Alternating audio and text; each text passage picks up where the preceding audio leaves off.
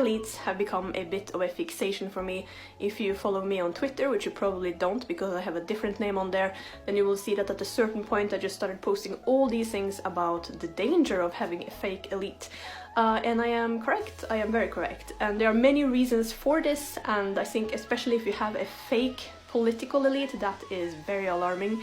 If you have a fake military elite, then you will definitely be defeated in no time on the battlefield. But what I'm going to talk about today are more like influencers, because that's more my space. I'm a musician, you know what I mean? So it makes more sense for me to talk specifically about that. So why are fake elites such a problem? First of all, they will hand out advice about things that they don't really know anything about, because they don't really have any real-life experience or any hands-on experience, because they have outsourced everything. It's a very big difference between, let's say, someone like myself and another person who is just a brand.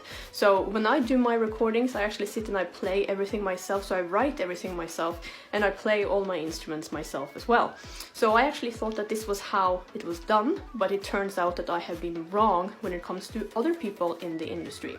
So a typical thing is that, let's say that you are an artist, and essentially you are nothing but a brand. So what happens is that you get the song written for you, but you will then slap your name on it to get a little bit of credit so that you actually get more money, and it will of course make you look really good.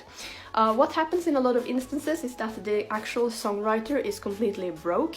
Maybe the person has to have another job, or maybe they live below the poverty rate, whereas the artist, who is basically the brand, has now taken credit for work that they didn't really create themselves, and they parade around and get all the attention, and the audience clap their hands and think that, wow, this artist is really amazing. So the problem with this is that if you have, let's say, an author, and let's say that you have written 5 or 10 books, and over here you have this other person who is essentially a brand, so they have their name slapped on the book, but they have outsourced everything to someone else. The audience and the masses will not be able to tell the difference between the fraud and the person who is the real deal, okay? And it becomes very obvious if you then purchase a masterclass or something and you take two sort of, how should I put it, artists, and then kind of compare how they teach. So somebody who has been sitting there and doing everything themselves and who know what they're doing will be very good teachers usually, and even if they don't really know how to teach, when they talk you will understand that, okay, so they've been there, done that.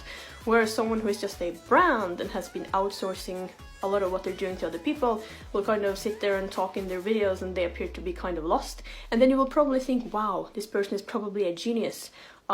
You know, they appear to be eccentric. But more often than not, I think what you're doing, you're looking at a fraud, essentially. But it is very difficult to be able to tell the difference. If you are a music producer and a sound engineer, you will be able to tell the difference between auto-tuned vocals and vocals that are not auto-tuned. Most people out there, however, will not be able to tell the difference. So you can have a singer, such as myself, who sings without any auto-tune, and then you can compare me to someone who is all auto-tuned, and the masses will probably not be able to tell what is real and what isn't, okay? So it's annoying for people like myself and very disappointing if you have heroes and people you look up to, when all of a sudden you're sort of thinking, wait, this person, they don't write their own music, but they get credit for it. What the hell is this all about? So yes, it's a bad thing both when it comes to advice that is being given, you know what I mean? Like if you have a person who is completely made, and if they have had a very easy ride and they're going to start handing out advice, oh, just work harder and these type of things, it's just ridiculous because they don't really know what they're talking about. So they're bad role models, and they are annoying for people who actually sit and do the work and have the actual experience. And I just created my very first business course called Elite Habits for Online Entrepreneurs, okay? Just comment elite in the comment section below and I will get back to you with a link. So I've reached virtuosity level twice, both as a guitar player and as a singer, and I also shred on the piano, and I managed to increase my income with almost 400% in my business. Now I'm sharing all my secrets to how you can build proper elite habits, okay? You can do it. Just comment elite in the comment section and I will get back to you.